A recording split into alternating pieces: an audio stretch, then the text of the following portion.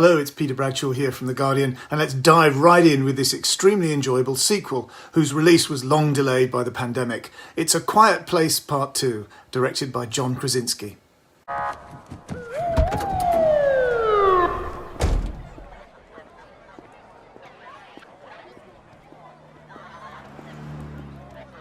Ronnie, what do we got? We got units headed out there now. EMS and fire. Whereabouts?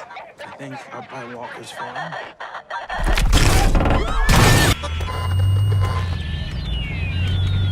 What is going on?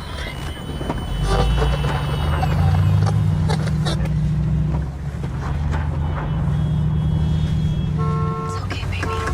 It's okay. Mom? Yeah.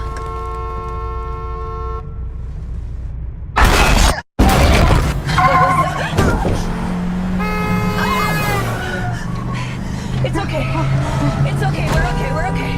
That's Dad. Okay. That's Dad. Dad. Where? Mom.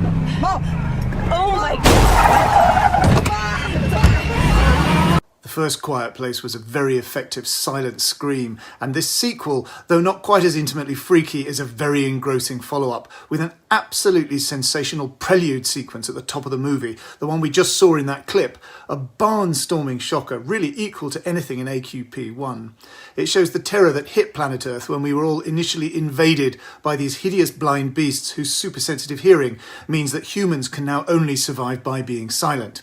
We begin effectively where the original film left off. Lee, played by Krasinski, is no longer with us, leaving behind his wife Evelyn, Emily Blunt, his son Marcus, Noah Jupe, his hearing-impaired daughter Regan, played by Millicent Simmons.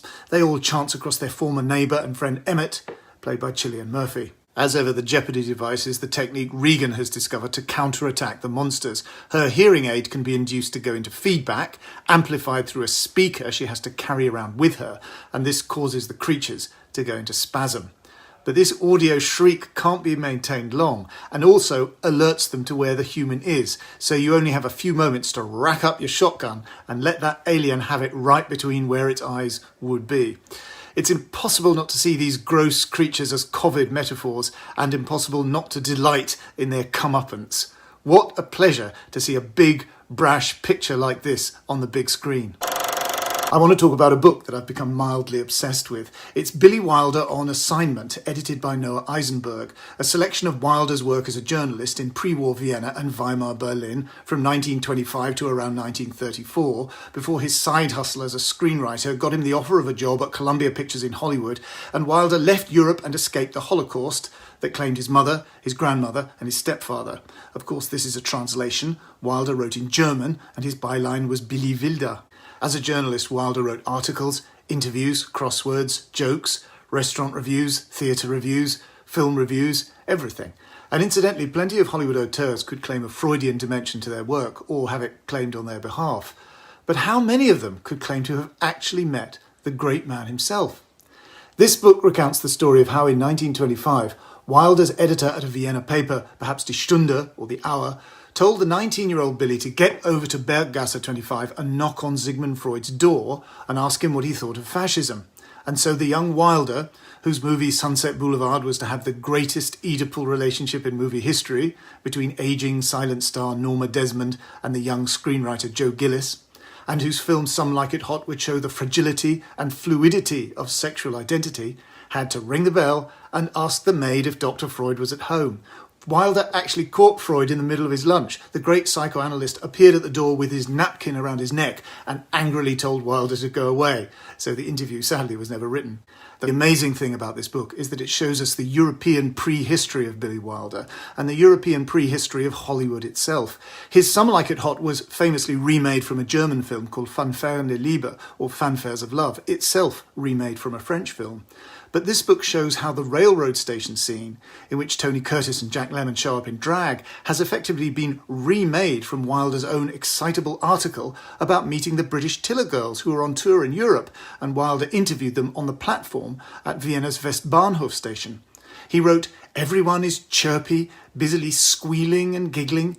You don't know where to look at first. 16 magnificent girls gathered together, those figures, those legs, those little faces."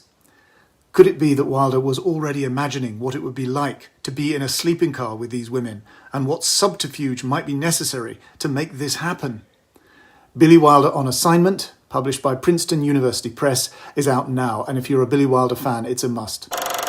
My final film is After Love, directed by Alim Khan, starring Joanna Scanlon as Mary, a woman who converted to Islam on marrying her husband, a ferry captain who spends many nights away on the cross-channel run.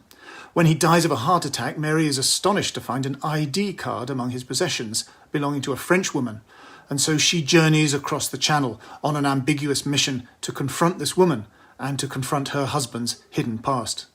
We are not married. He has a wife in the UK. How can you share knowingly? We all break the rules we set for ourselves. I need you to listen. Why did you come here? Where is Ahmed? Who are you?